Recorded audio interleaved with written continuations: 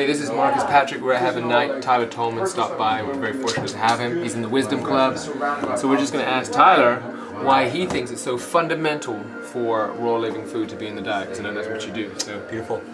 Well, raw foods, it's interesting when you say raw, Ra was actually a god worshipped by the Egyptians, and it comes from the sun. And if you would look at the word nutrition, the first part of it, nut, actually comes of light.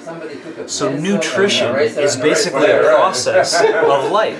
So when you have the sun that shines onto plants that basically hold out solar panels and gather that light, they change it into different forms of nutrition based on colors and frequencies of different things that affect the body in such a profound way. So to be able to take a food that has taken the sun's light and bring it into our body, into our temples, which thousands of years ago, cultures believed that this body was a temple, and that you should only offer offerings of light and of life. And there were very specific words and ways of bringing these offerings into the body.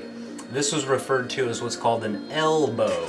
And if you look at the word El, it literally means God. So you're bowing before God and bringing forth offerings of light and life into the temple.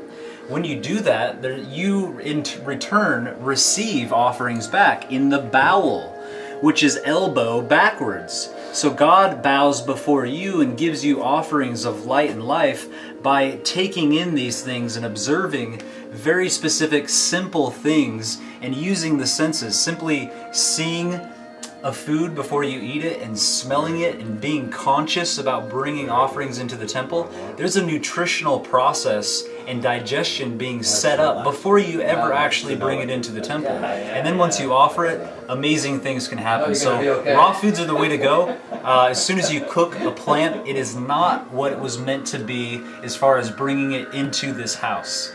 As soon as you manipulate it, refine it, process it, do any of those things, it's not what it's meant to be. So raw foods are the way to go. Little tidbit from Tyler Tolman, and thanks for watching.